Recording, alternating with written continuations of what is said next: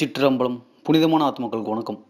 யோகத்தில் மொத்தம் 8 அங்கங்கள் உள்ளது. அது என்னவென்று இந்த வீடியோ பதிவில் பார்ப்போம் வாங்க. அதாவது இந்த 8 அங்கங்களை சரியாக கடைபிடித்தால் ஆன்மீகத்தில் இறுதி நிலை வரை ஒருவரால் செல்ல முடியும், அதாவது சமாதி நிலை வரை. ஆனால் இதில் சொல்லும் விஷயங்களை படிப்படியாக சரியாக கடைபிடிக்க வேண்டும். முதலில் யமம், அதாவது இது மிகவும் முக்கியமானது. முழு வாழ்க்கையும் அடக்கியாள வேண்டுவது, அதாவது நினைவாலோ சொல்லாலோ எந்த உயிரையும் துன்புறுத்தாமல் இருப்பது. அதே மாதிரி அடுத்தவர்களின் பொருள் மீது ஆசைப்படாமல் இருப்பது. அடுத்து நினைவாலோ சொல்லாலோ கெட்ட எண்ணம் கொள்ளாமல் பிரம்மச்சரியம் கடைபிடிப்பது. பிறரிடம் எதையும் ஏற்றுக்கொள்ளாமல் இருப்பது. இது எல்லாமே யமம் எனப்படும். அடுத்தது நியமம், இந்த உடம்பை சரியாக பாதுகாப்பது. தினசரி குளிப்பது, ஒழுங்கான உணவு முறையில் எடுத்துக்கொள்வது, எப்போதுமே இந்த உடம்பை ஆரோக்கியமாக வைத்துக்கொள்வது. மூன்றாவது ஆசனம், உடலை அமர்த்தும் நிலை.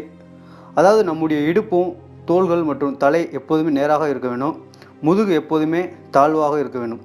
ஆன்மீகத்தில் இருக்கும் ஒருவர் எப்போதுமே குறுக்க வளைக்காமல் இருப்பது ரொம்ப அவசியமான ஒன்று.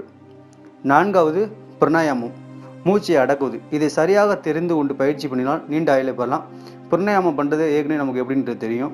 ஐந்தாவது பிரத்யாகாரம், அதாவது மனதை உள்முகமாக திருப்பி வெளியில் செல்ல விடாமல் அதனை தடுப்பது.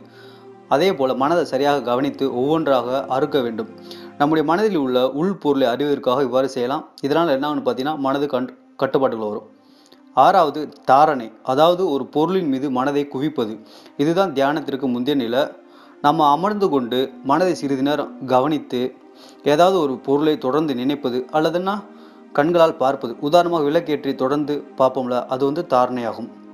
ஏழாவது தியானம், ஒரு பொருள் மீது தொடர்ந்து மனதை குவிக்கும் போது தியானம் உண்டாகிறது. ஸோ இதனால தான் இதற்கு முந்தைய நிலையில் தாரணையில் சொன்னோம். அந்த மாதிரி பொருள் மீது தொடர்ந்து பார்க்கும்போது நமக்கு தியானம் சாதாரணமாக உண்டாகும். தியானம் பண்ணுறதை பற்றி எல்லாத்துக்குமே தெரிஞ்சிருக்கும். ஸோ அதை பற்றி சொல்ல தேவையில்லை. எட்டாவது சமாதி நிலை, தொடர்ந்து அனுதினமும் அல்லதுன்னா ஆழ்ந்து தியானம் பண்ணும்போது நமக்குள் ஒரு உள்ளொலி ஏற்பட்டு சமாதி நிலை ஏற்படுகிறது. அந்த 7 நிலைகளுக்கான முடிவு மற்றும் உயர்ந்த நிலை இதுதான்.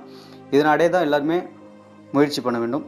அதாவது அந்த 7 நிலையில் கடந்தால் சமாதி நிலை அடையலாம்.